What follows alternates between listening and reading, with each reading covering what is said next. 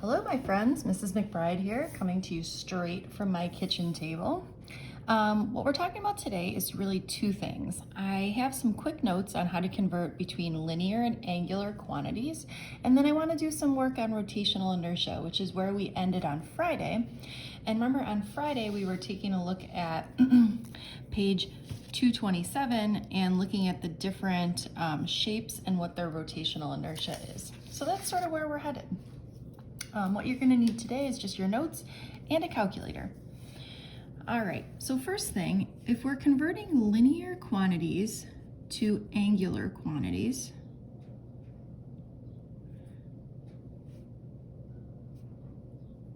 I was having trouble spelling there for a hot second. Sorry about that.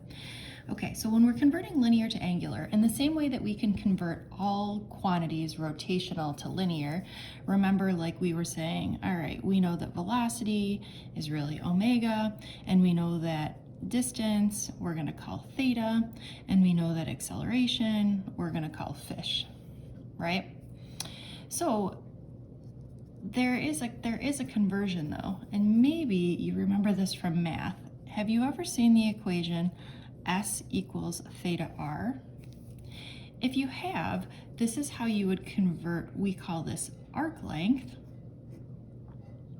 okay, the length of the arc to the angle, okay? So this here is what we would call S. Now in physics, that's what we would call X. So instead of saying S equals theta r, we would use the equation X equals theta r.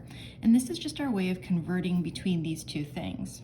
And the nice thing is that we can follow the pattern. So if X equals theta times r, then what do you think V equals? You're right, omega r. And therefore A is going to equal fish r.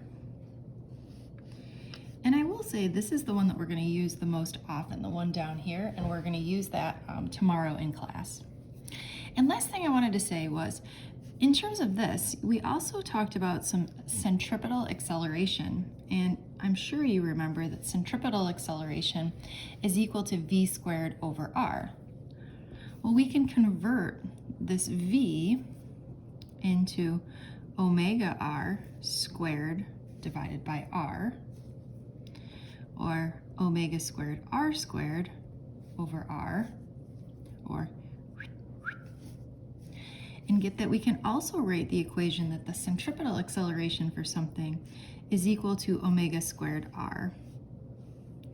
You're going to need that for some of your chapter homework, so make sure you got that. All right, moving on. Let's talk about rotational inertia.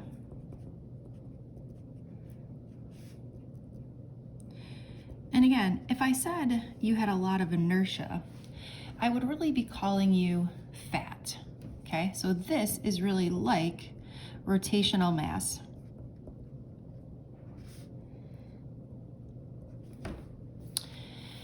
And what this is the resistance of an object to change its rotational state of motion.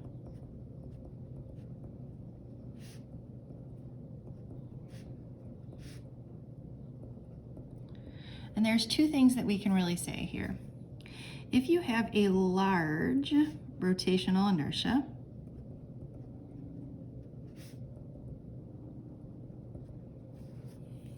we can say two things. Thing number one is you are a slow roller, meaning that it is going to be hard to get you started. I guess we can say three things here, and it's also going to be hard to stop. Okay, so I always like to think of something that has a lot of mass, like a dump truck, Okay, so a dump truck is going to be hard to get started, but it's also going to be really hard to stop. It's going to take a long time for that to come to a stop. Okay, and then with rotation, we're just saying that if you have a large rotational inertia, it means you're a slow roller. And I just want to direct your attention back to my favorite page here, 227, that we keep saying that the solid sphere is the best roller. And the reason why we can prove that it's the best roller is it has the smallest rotational inertia. Okay, so again, the largest rotational inertia, bad roller, small rotational inertia, good roller. All right. The symbol for rotational inertia is capital I, and its units, sort of annoyingly so, are in kilograms times meters squared.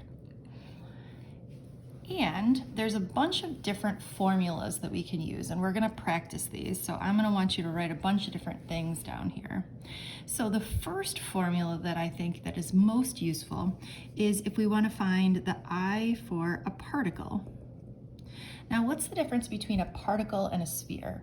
Well, we're basically saying that a particle is really, really small. It has a very small radius compared to a sphere, which would have a larger radius.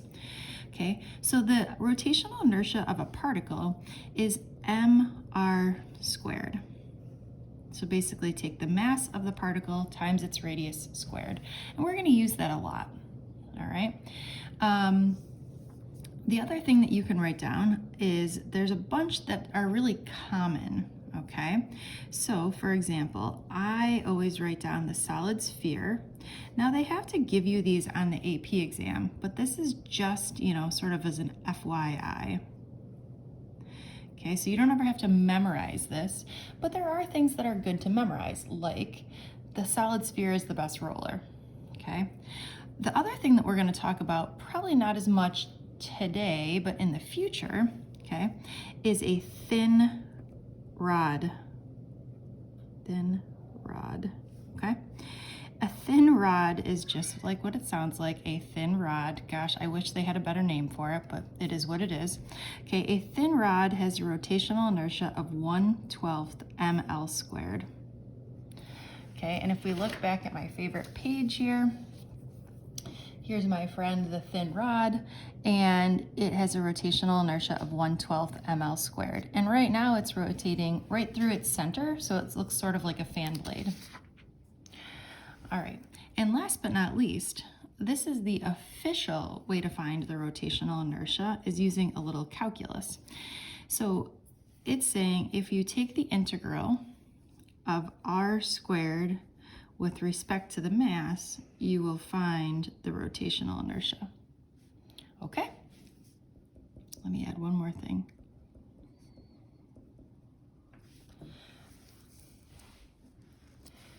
All right.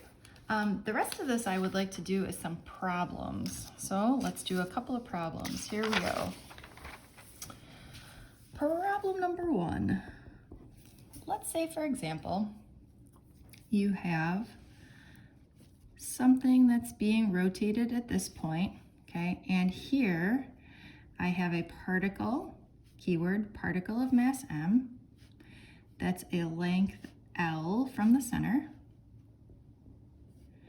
And I've got another particle of mass m at this distance here, okay? So my question is, what is the rotational inertia? Well, the nice thing is you should be saying, well, does this thing that they're sitting on have mass? It doesn't look like it. So if it doesn't have mass, then it doesn't have any rotational inertia, okay?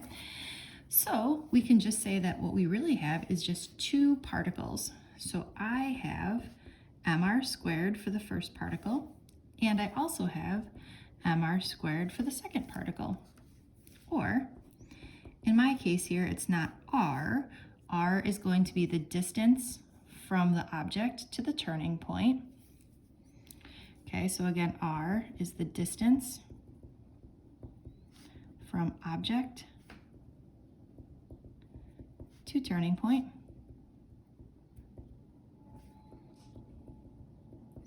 So I really have ml squared plus ml squared, one for each, or I'm going to find that the rotational inertia of this guy is 2 ml squared. Okay. Now what happens if I wanted to get crazy here and I wanted to add another particle here also of mass, m? Okay, you could go ahead and say, well, that wouldn't be any different, right? I would just add another ml squared, or I would take and make this 3 ml squared. Okay, no big deal. So as you add more particles, you just go ahead and add that way. All right, let's do some calculus. Let's say, for example, I have a shape. In this shape, I'm trying to find its rotational inertia. But all I know is that R is equal to 5m. Okay, so my question is, well, what do I do here? Well, I can use the equation that I is equal to, my cat is walking right here. Hello, Gritty. Okay, I is equal to R squared dm. Okay, so you would plug this in here, or get that this is really the integral of 5m squared dm. Now, where does this r value come from? Well, they would give it to you in the problem, okay? The AP exam is always trying to make you do some sort of calculus because this is a calculus-based class. So, I really want the integral of 25m squared dm. Or if I take the integral, I get 25m cubed over 3. And then, what about this plus c? Well, we're not going to worry about that. So what you would find is that the rotational inertia of this particular guy would be 25/3 m cubed. Okay? All right, now what happens if something doesn't rotate around their center of mass? Well, this gets tricky. Right, so let's take a look at this. So an example of this would be the thin rod. So you can totally rotate this around its center of mass like this. But what happens if I want to rotate it around the end like this? Well, we've got something for you. And this something is called the parallel axis theorem. So this is if we want to calculate, gosh, I'm struggling with spelling. I don't think I spelled that right either. Calculate, there we go. Calculate I for objects not rotating about their center of mass. That's a really long title for this particular topic, but it is what it is. Like I said, we're going to use something called the parallel axis theorem. Okay, and what the parallel axis theorem says, well, we can find the new rotational inertia using the following equation. We can say I is equal to I com plus mh squared. So I want to be really specific about what this means here. This means that the new I, or the new rotational inertia, is equal to I center of mass. This is the one on the paper, okay? My favorite paper here. Okay, so this I com is the one on the paper, plus the mass times this h. Now, h is the distance between the turning point and the center of mass. Distance between the turning point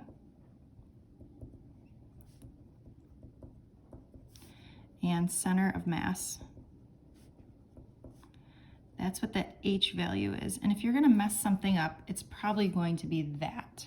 Okay, so again, h is the distance between the turning point and the center of mass. Okay, for those of you playing along, I've got 3 example problems that I would like to do, so we're probably going to have about another 5 minutes worth of notes. I'm going to flip the page. So here we go.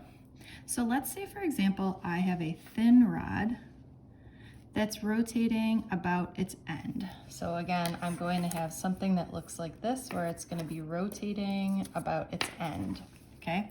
I'm going to tell you that this thin rod has a mass of m, and it has a length of L, okay? And again, this right here is my turning point,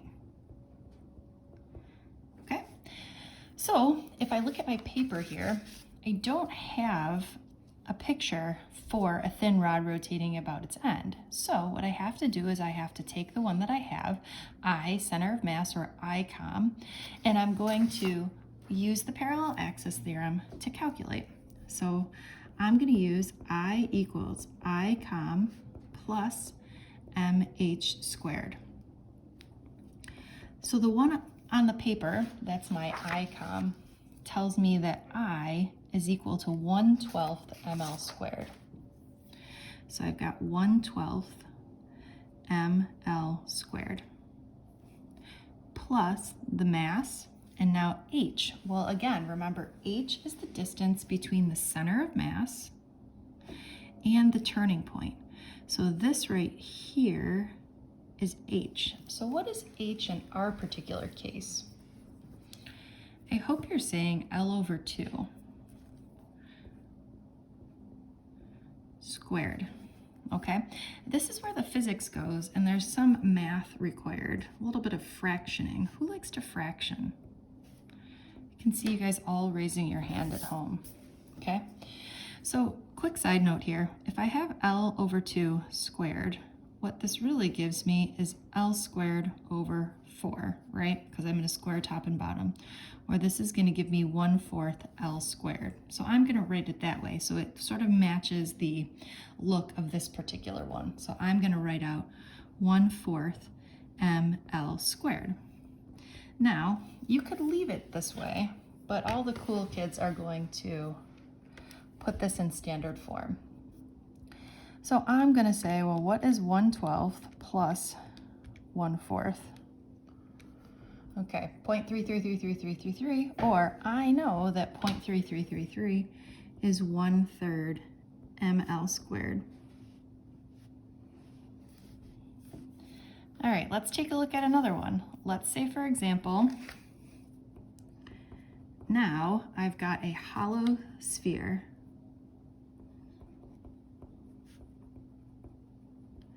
And instead of rotating around its center, I want this hollow sphere to rotate around its side. Okay, so you can almost imagine that if this is my hollow sphere, it's sort of rotating like this. Okay, so again, rotating around its side. Hopefully that helped. And I'm going to tell you that this sphere has a mass of m and a radius of r. Okay, and again, here is my turning point.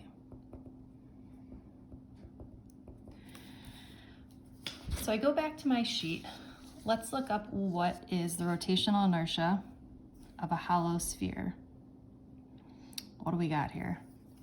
Okay, I have this one here. So we got a thin spherical shell, but again, that's through its center, but we don't want it through its center, we want through the side. So I see that ICOM is equal to 2/3 mr squared. So again, I'm going to use the parallel axis theorem and see that ICOM is 2/3 mr squared plus m. Now h is the distance between the center of mass and the turning point. So this is my h here. So what is h in this particular case? Hopefully you're saying, well, that's just the radius of the circle. So what I really have here is I've got 2/3 mr squared plus mr squared, or we could really say this is 3/3 mr squared, 1 mr squared, or I'm gonna get an I value of 5/3 mr squared, okay? And you see how this is more than the original? It's harder to turn a basketball or a hollow sphere this way. It's a worse roller than if you try to rotate it through its center. That makes sense to me, I think. All right, one more problem, here we go. This is the hardest one that we're gonna do today. So instead of doing this with my thin rod rotating about its end, we're gonna kick it up a notch here. And I'm gonna say I've got the same thin rod, and instead I wanna rotate it here. So this is my turning point. And my turning point is going to be 1/3 the length. So it's almost like if I take this, I'm turning it this way. All right, so that I've got a short side and a long side. Okay, so again, same thing. Let's use the parallel axis theorem to say that I is equal to I plus mh squared. Okay, we know that I for a thin rod is 1/12 ml squared. Hopefully you know that this has a mass of m and a length of L. Now here's where this gets tricky. What is h? Okay, well h is the distance between the center of mass and the turning point. So here's my center of mass, okay? And this right here is h. Okay, so how do I figure out what h is? Well, h, the center of mass, is really 1/2 the length, right? And I want to figure out what this distance is, so that's really 1/2 minus 1/3, right? Because that's going to give me the piece that's left over. Let's do some common denominators. This would give me maybe 3/6 L minus 2/6 L, or I'm going to find that h is equal to 1/6 L. All right, let's fraction. You ready? 1/12 ml squared plus, what does this give you? Hopefully you said 1/36 ml squared. Now I gotta be honest with you, I have no idea what 1/6 plus 1/12 plus 1/36 is equal to. I'm going to use this, and I find that you get 1/9 ml squared.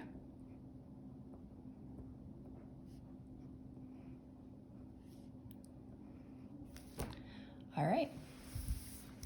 Thanks, friends. Have a great day.